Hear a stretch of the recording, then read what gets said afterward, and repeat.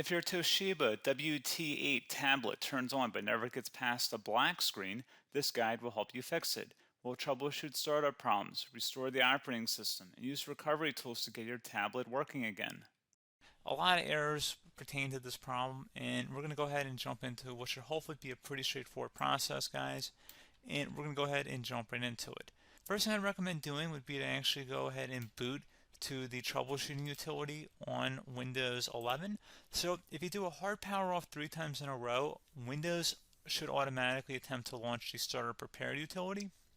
And if it doesn't find anything, it will give you the option to select advanced settings, in which case it will take you to a screen that looks like this. Now, if it does not take you to a screen that looks like this, or you're unable to get to that, you can also download the Windows 10 Media Creation Utility, or Windows 11. They probably will make a creation utility for Windows 11 at some point. And it doesn't really matter, you can actually run the Windows 10 utility on Windows 11 as far as I'm aware. And you should be able to run the troubleshooting utilities built in within it. So you just would go ahead and download it to an ISO file and then burn it to a DVD or USB. It'd have to be about 4 gigabytes or more. It couldn't be a small USB flash drive, and it couldn't be a CD. It'd have to be a DVD.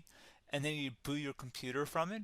So depending on the computer manufacturer, you'd have to tap a different key on your keyboard in order to launch that menu, in order to select what boot drive you want to go off of. So it could be anything between the escape key, F2, F8, F12, for example. And those are the function keys on the top of your keyboard.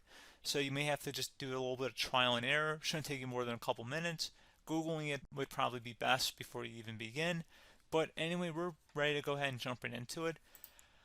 So we're on the choose an option page. So these will look very similar whether you're booting from it directly within Windows itself, or if you're plugged in a USB flash drive with the media creation utility installed and you selected the recovery option. So when you are setting up your Windows 11 installation or Windows 10, depending on the drive you're using, there should be an option to repair your computer in the bottom left corner of the dialog window, one of the first screens that comes up. You go ahead and select that, and then it would take you to a troubleshooting screen like you see here. And you want to go ahead and select troubleshoot, reset your PC, or see advanced options. And then there are going to be a whole bunch of options in here that we're going to explore in today's video. The first one, we're going to actually go underneath advanced options, and then select startup repair, fix problems that keep Windows from loading. So go ahead and select that first.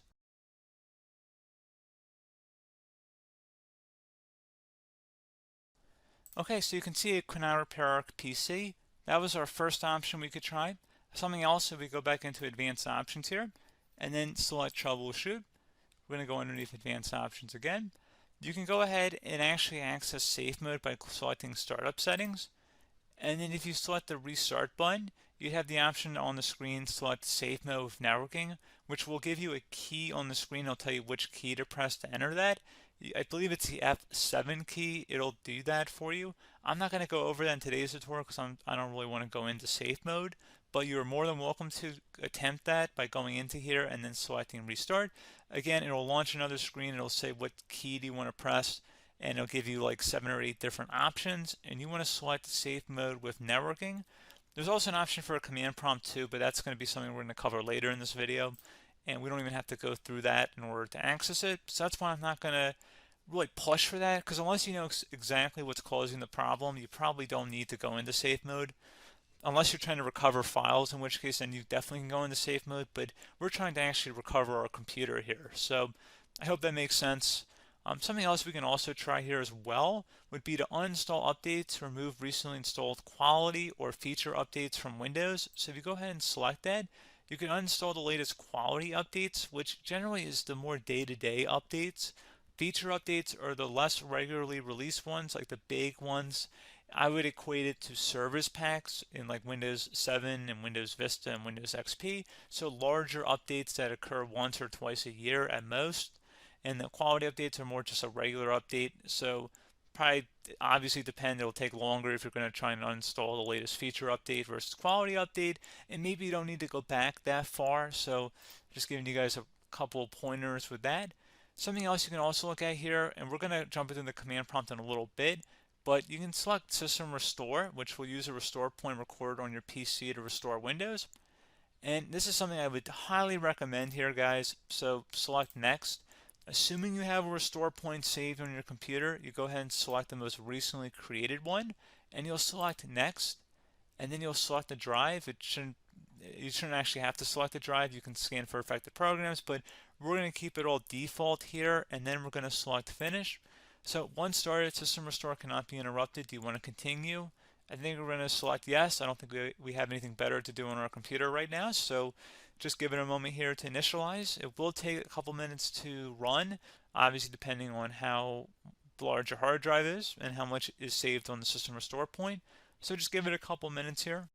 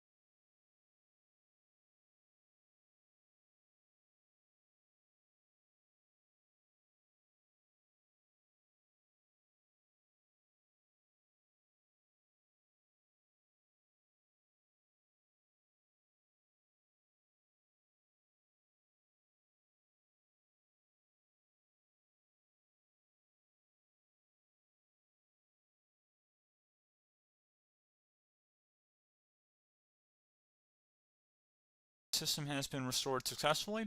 We're going to go over a couple different methods in addition to that if that did not work. So I'm just going to pause the video and we're going to start back on the recovery screen that we started with. Okay, so a couple other things we can try here too. If you go back into Troubleshoot, you can select Reset Your PC, let you choose to keep or remove your personal files and then reinstalls Windows. You can select to keep my files, which will remove apps and settings but keeps your personal files. You can also select Remove Everything, which will remove all of your personal files, apps, and settings. So this is more of a factory reset, the second option here. First option, it should not delete all of your personal files. However, it will pretty much clear most of your programs. And keep in mind, there's no guarantee that your information, number one, is even still available and easily recoverable on your computer to the point that you actually would be able to recover anything. And the second point is that there's always a chance that it won't actually recover and it will just do a factory reset anyway. So there's no guarantee that actually would keep your files anyway. So I would recommend trying to get a recovery tool and backing that up first before selecting it anyway. But again, those are a couple different options. And then something else you can try here if you go back to the choose an option. Another option, if you go underneath choose an option and select troubleshoot, advanced options, and now select where it says command prompt. Okay, so the first thing we should do is type our main hard drive here. In most cases, it should be the C drive. So you just do a C colon and then hit enter on your keyboard. So once you're underneath the C drive, we're going to type in dir and then hit enter on your keyboard. It should have program files, users, and Windows all in there. That's how you know you're in the right directory.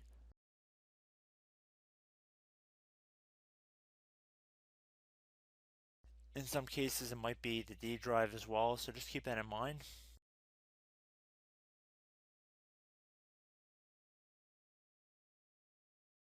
Next thing we're going to do is type in cd space / Windows / system 32 / config, and then you're going to hit enter on your keyboard.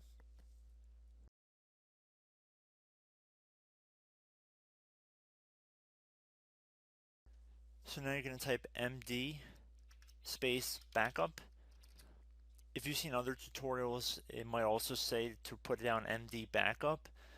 That's because the backup name is pretty common when you want to back something up. So you can name this whatever you want, doesn't have to be backup. So if you've already made a backup folder in the past, you could do backup 1, for example. So once you're done setting the name you want the backup to be called, hit enter on your keyboard again.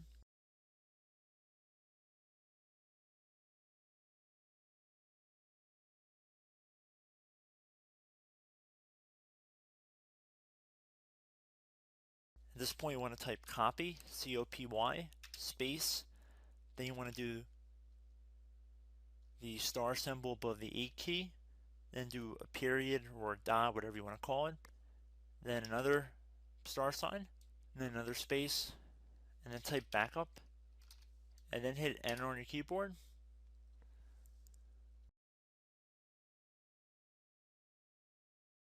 Now you want to type cd reg back, R-E-G-B-A-C-K, and then hit enter on your keyboard. So now that we are under the reg back, so now you want to type dir again, and then hit enter.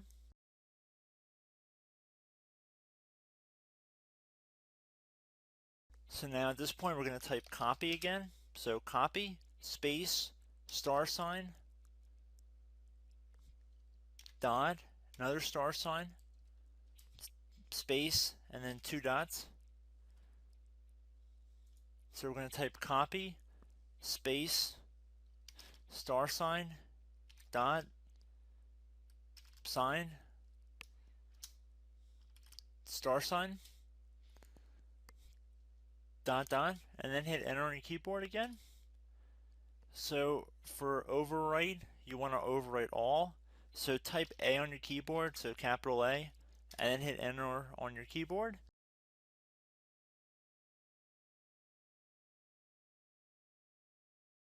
So at this point you should be good to go. You can close out of the command prompt window, and if you accidentally continue to Windows 10, you should be all set. So I hope one of these 3 or 4 different methods we went through in this tutorial helped you guys out. Again, I'm not sure if you guys heard me earlier, but try to go back into your safe mode if possible and uninstall any programs you know might be conflicting with the Windows startup if you can get into safe mode.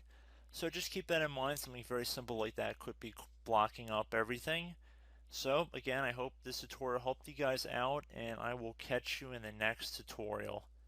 Goodbye.